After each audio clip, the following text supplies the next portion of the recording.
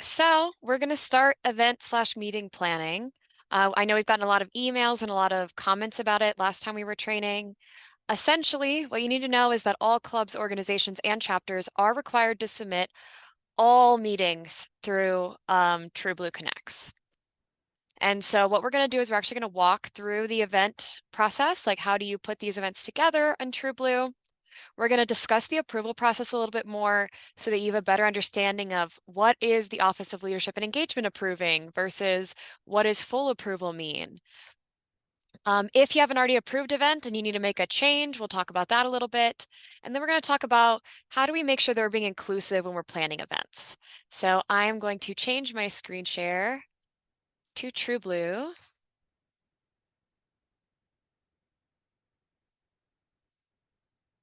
Alrighty, Salvador. So I will click whatever you ask me to.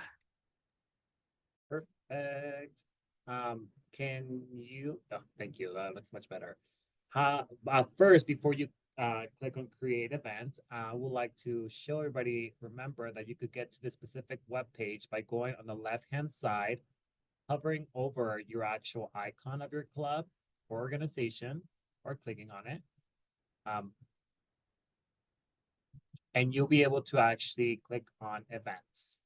This is where you will see the options of all of your denied events, all of your approved/schedule events, and obviously the option for you to be able to submit a whole brand new event or meeting request. So go ahead and click on it again, please. Meredith. So in the top right corner, you'll see a blue box that says create event. Click on that.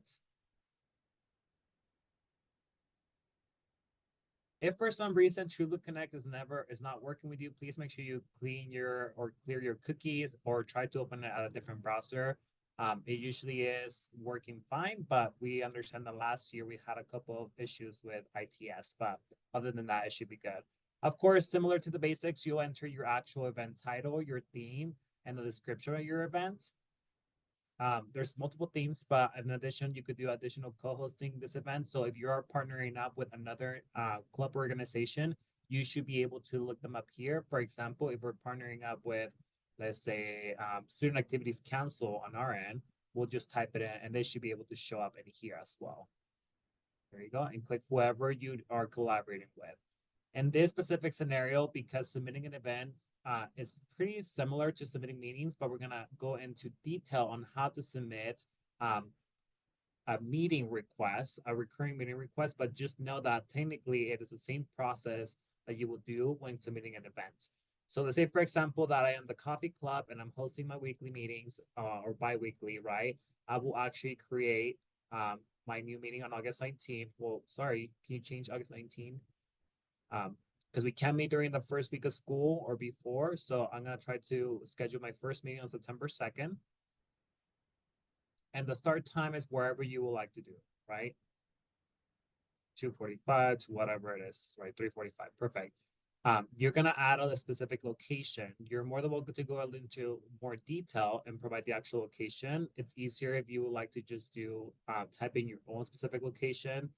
You could say example location or the DUB. Let's say we want to do the DUB or exercise science number 2, whatever it is, make sure that you're clear and specific on what type of location you want. So just keep that in mind. Then you're gonna, if you are having recurring meetings, please do not submit an event request for every individual meeting. You will need to just upload/include all of your dates and times that you want to meet as a club in one event request like Meredith is doing right there. You need to make sure that as you're continuing to add your actual meetings, please note that they will pop up and you can select up to 18 dates per event request. Make sure that the times match. Make sure that you actually check that the end time also match if they're going to be recurring. And even if they're going to be at different times, you can also make it select a different time as well. Perfect. So up to 18. Event possibility, please remember that you had the opportunity or option to actually allow certain individuals to see what type of events your organization is hosting. If you select the public, anybody who will log into any TrueBlue Connects will be able to see your events, your meetings, your trainings, whatever it is, right? So usually a lot of people want to advertise their events and want people to attend their events. So usually they put the public. If you only want any students, active students to see your events, you will, and staff, you will see select students and staff at MAU, members of the organization only. So that's mostly for probably Greek chapters who have specific private events. That's predominantly common for them. But at the same time, remember that you're more than welcome to do selected. No matter what option you do, we have to still oversee slash approve it on our end. If you want to select specific categories of things that you're providing to them, you're more than welcome to select them. Let's say we're going to offer free food. And then for the perks, free food, I guess, and free stuff, you're more than welcome to select as many as you would like. Additional information, you need to make sure that you select or include the first name and last name of the individual and their email. This is going to show up when an event request is fully approved. This information is going to show up on the actual profile of the event. So just keep that in mind. Once that information is good, you're going to click next. If you want your event to have some type of RSVP through TrueBlue Connects, you're more than welcome to set it up. You could have anyone to the RSVP, only invites, no one to RSVP. If you don't want to deal with RSVP, you're more than welcome to just ignore. And you are also, if you do want to do the option of RSVP for your events or meetings, you could add questions to it as well. But for now, we're going to skip that. So many of you don't utilize that. A lot of you want to know how to do better and how to continue growing your events. So you also have the option that of creating a specific survey or an evaluation form within TrueBlue Connects within your event.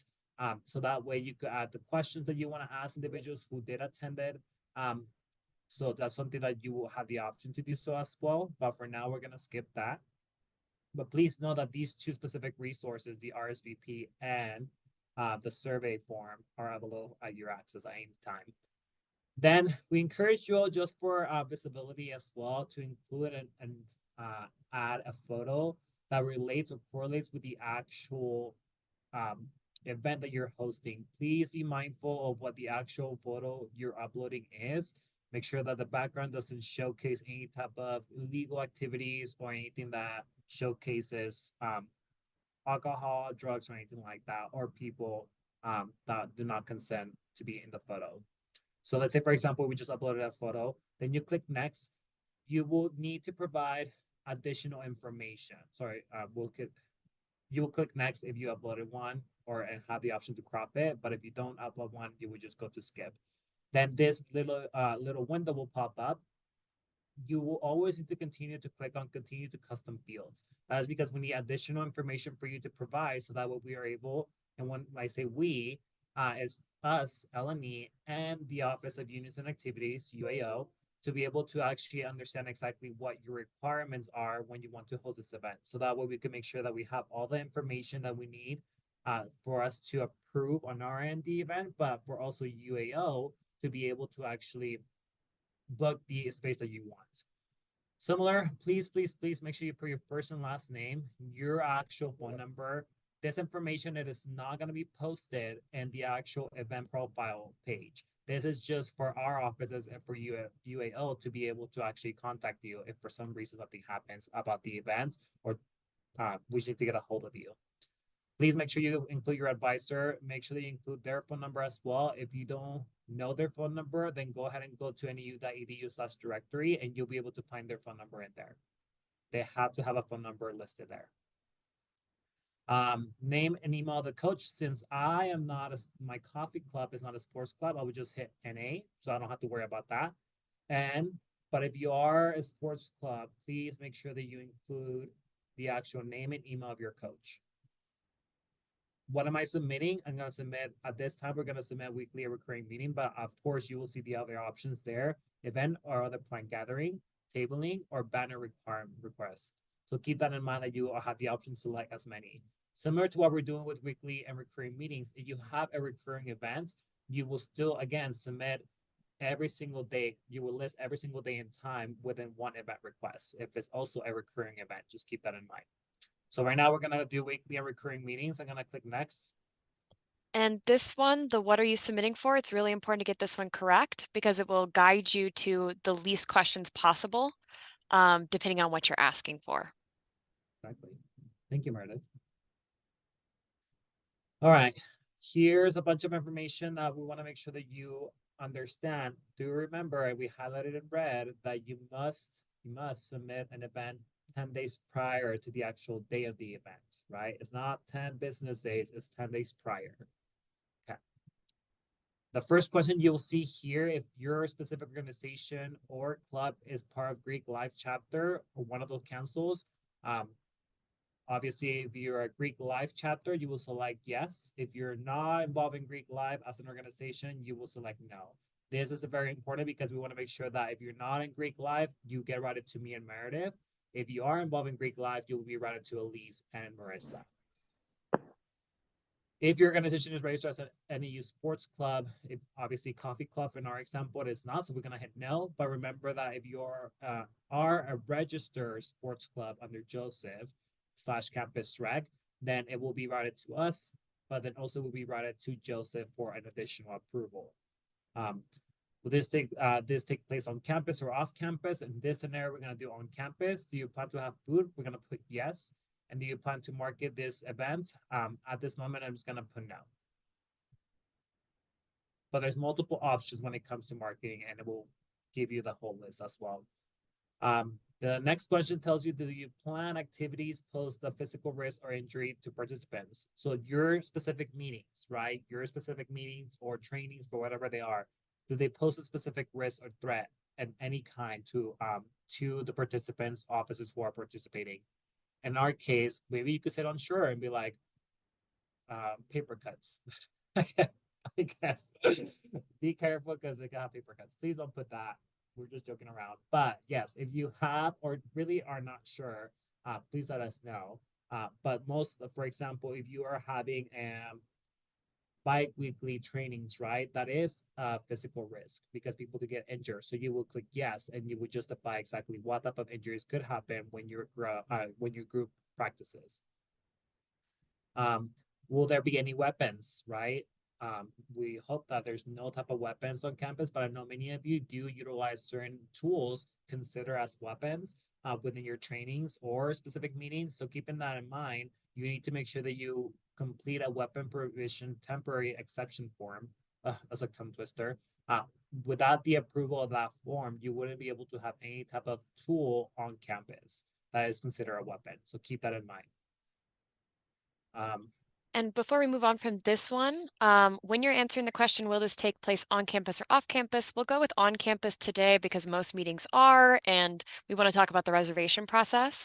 But if you click off campus, you will be routed to a list of questions. We used to ask these in the comment section, but we've now built them into the form.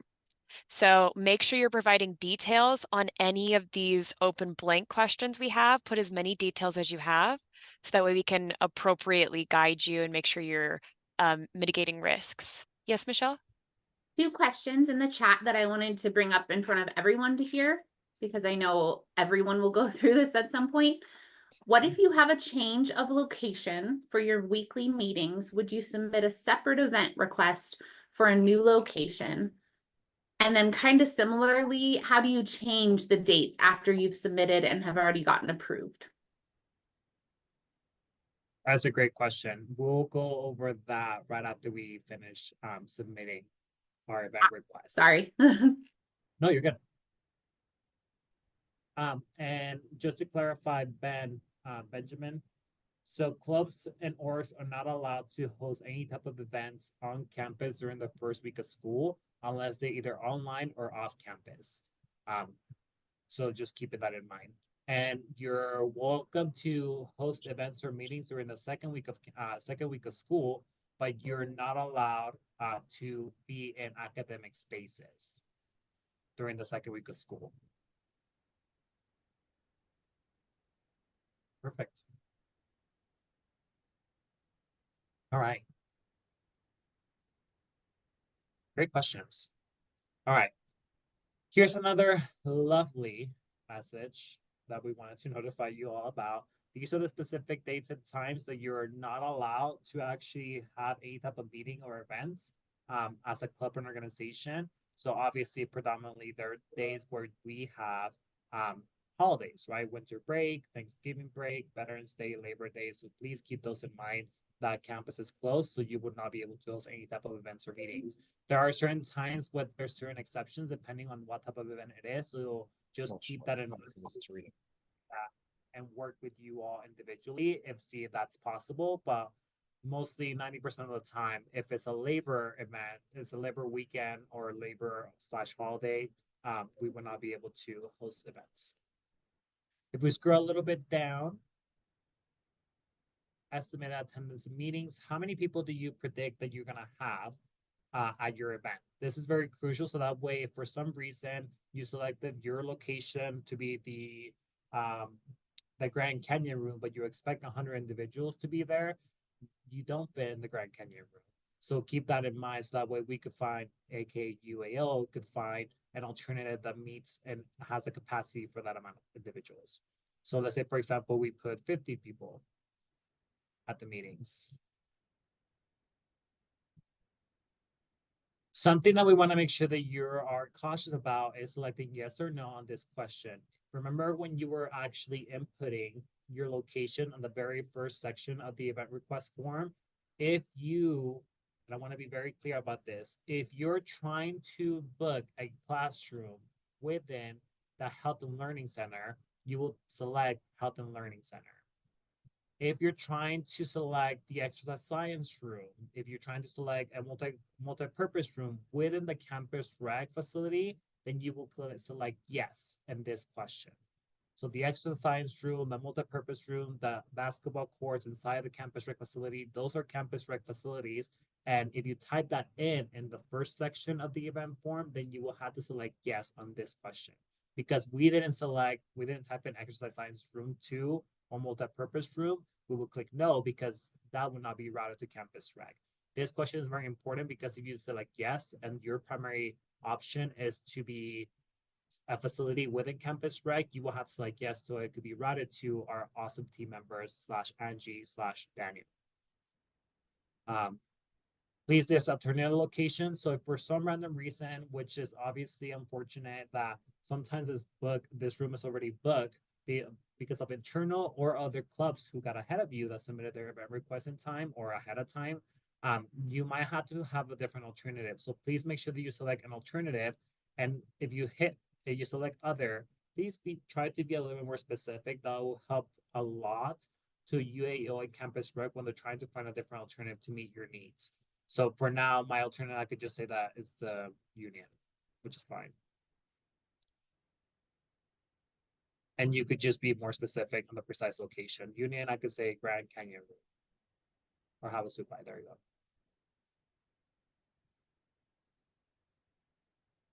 Now we want to make sure that we do still meet your needs. So we do have to find alternatives. So we want to make sure that you let us know what you prefer in terms of dates and times or locations to meet. So what is your actual alternative days and times? So maybe Mondays from 5 to 6 and your second choice. You could do one, you could do both of them, whatever you want to type there.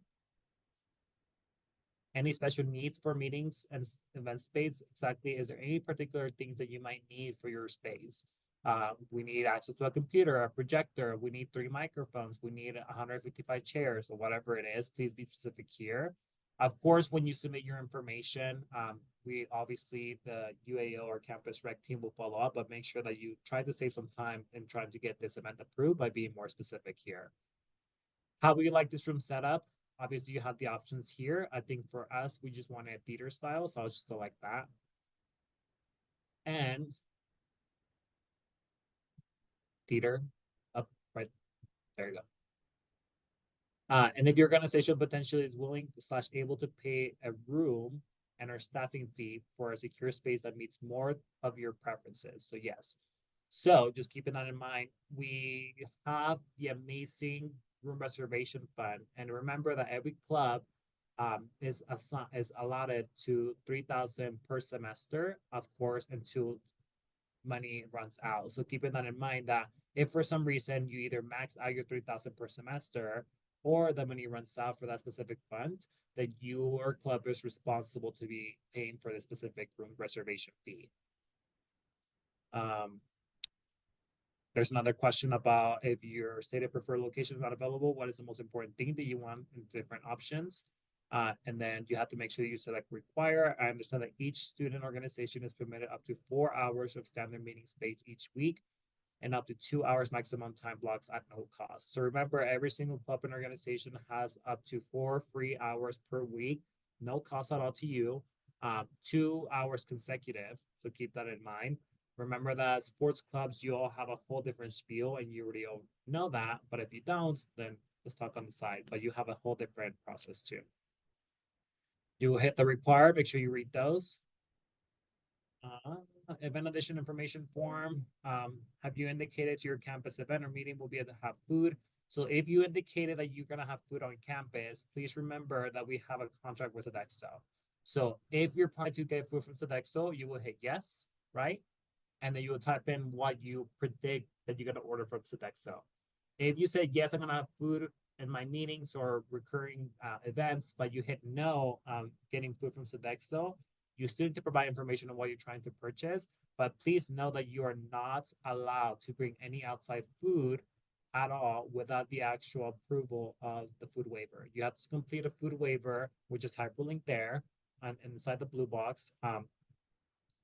Candy, any type of food outside. Candy is a very popular one. Candy does require food waiver, so keep that in mind. Without the approval, you should be able to receive the approval of the food waiver, and the person who submitted the food waiver will receive the confirmation if it gets approved or denied. And I would just click on the checkbox, make sure that you read it, and hit next. And then this is another information about financial information. I have keep in mind, this is an important question. The second one, if there's cost to attend or participate in the event or tickets are required, this is when we need to make sure that you are honest with us whether or not you're going to be charging an attendance fee. So that way we could figure out whether or not CTO needs to be included. How is your guys maybe for any expenses? So at this moment, you could select whichever one. So anything that you think is applicable for you, make sure that you select, as well as if you don't remember the options that we have for you all, here are some hyperlinked options as well, and you can select as many. That does not mean that you apply by clicking on them. That just tells us that you're expected or seeking maybe support moving forward, that you will initiate on your behalf. If I submitted that, then I hit next. And do I agree? I'm gonna say I agree. Make sure that you read all this information, and then I'm gonna hit make it continue. Sorry, let me backtrack. When you read that, just keeping that in mind, and then you will be able to see a summary of what you completed before you fully submit it, right? So the policy agreement, the cover photo details. So you're like, oh shoot, I forgot to add a date. Then you could go back to the details, and be able to actually do that, and add another date.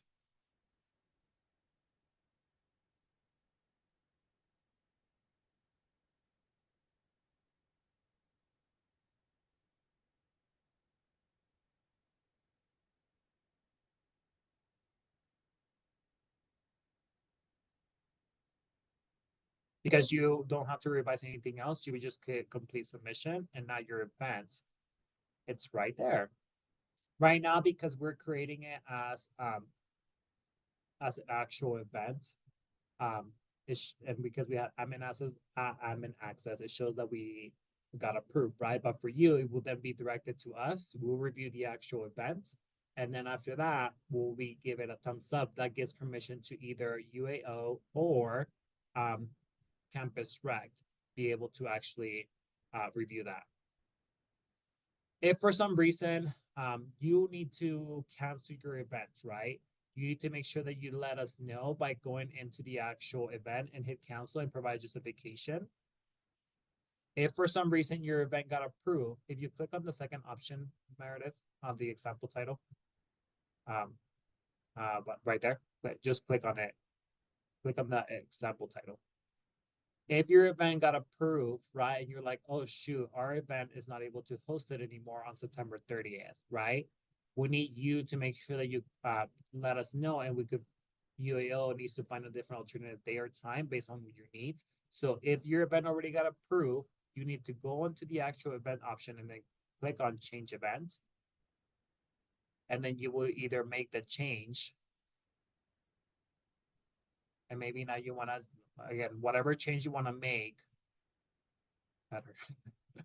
Then you will make that change and you will do the same thing. You will go through it. And that was the only change that you need to make, then that's perfect. You would just continue with the form.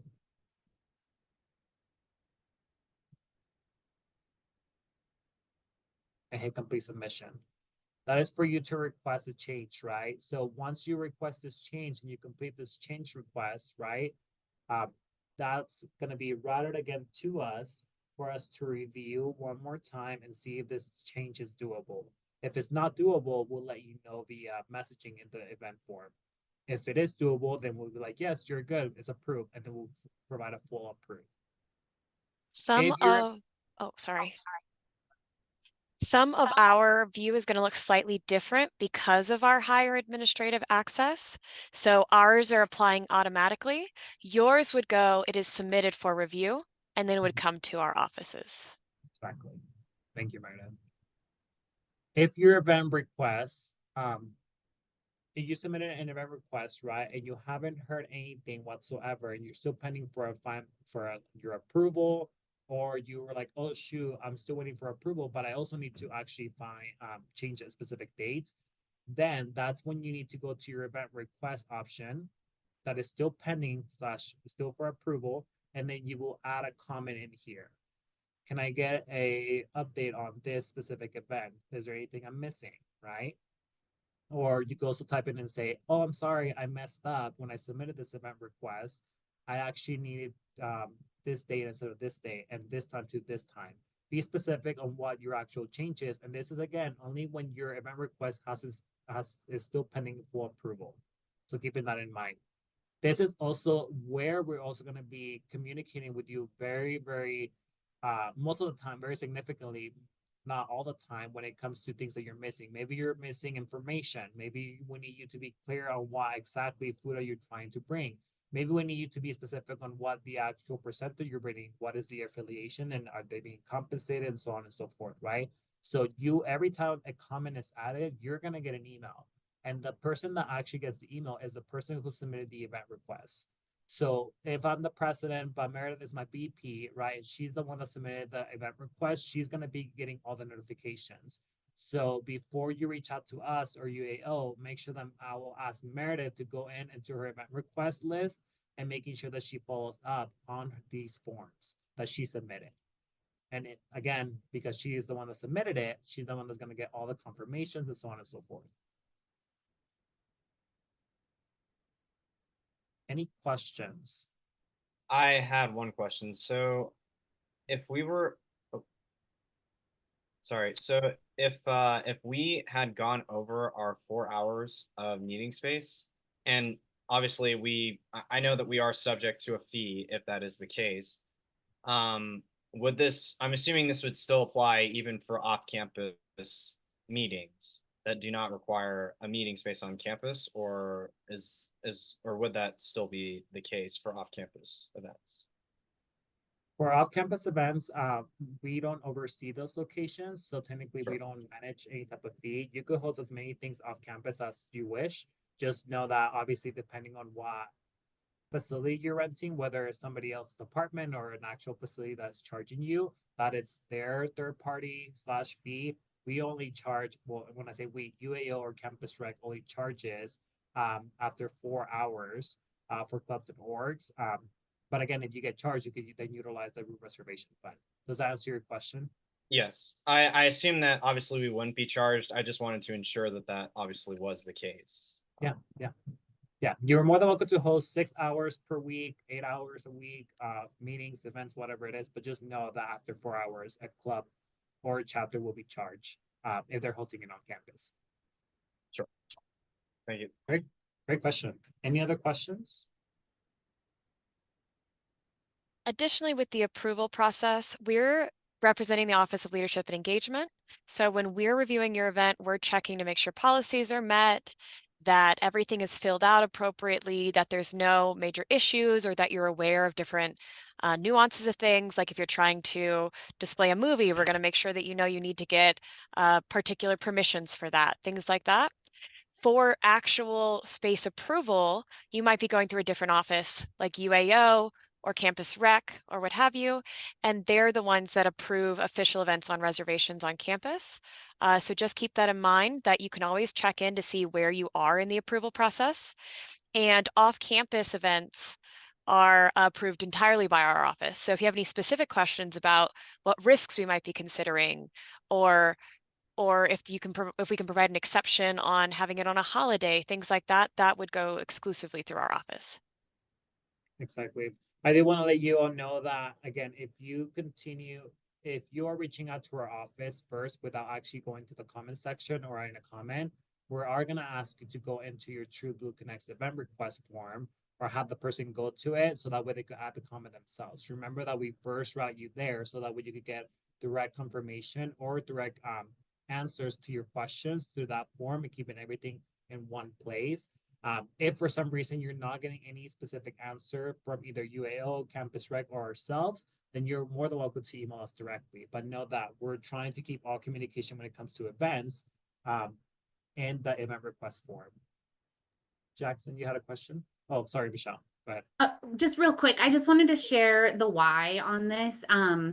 So of course, submitting allows the process to be able to reserve space to start. It allows for, so that's on campus, but you all being university recognized organizations, it's really critical that there be kind of some oversight or some people looking into what's happening with different events so we can support you, think about managing risk, help with space, contracts, that kind of thing. It's just a little more complex, I guess you could say, or elevated than bringing together like your friends for lunch, I guess you could say.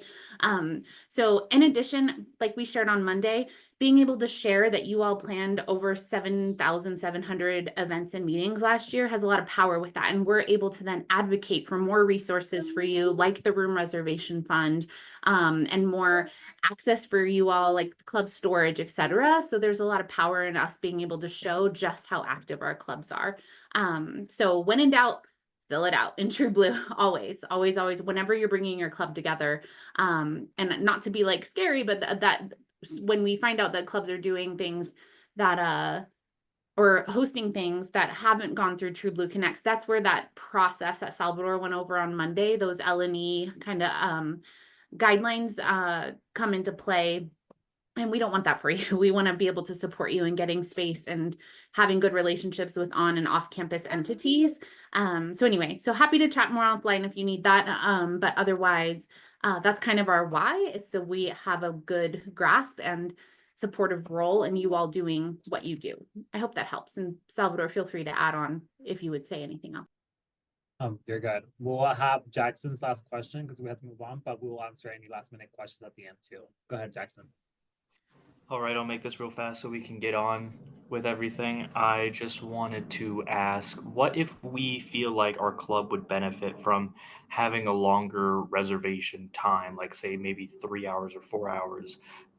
Because my club severely struggles with having specifically the 2 hour blocks, and we don't end up using all of our time because we can't use those 4 hours consecutively.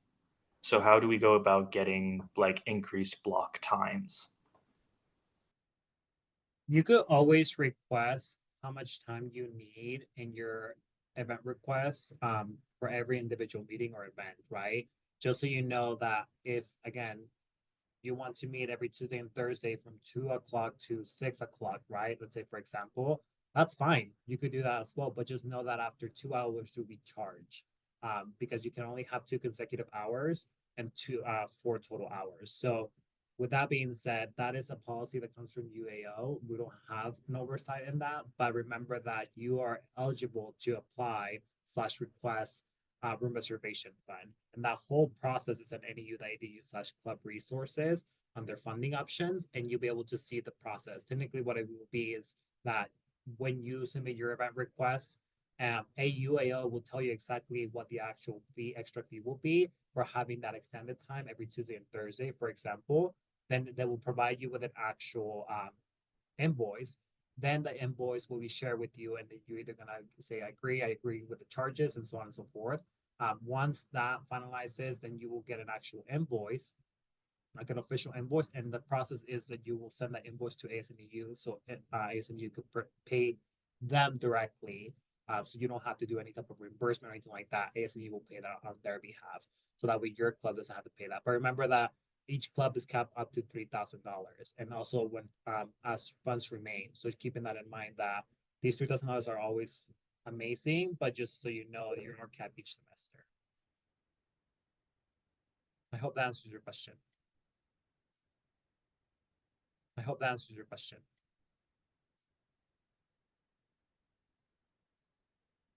Alrighty, so we want to talk about inclusivity.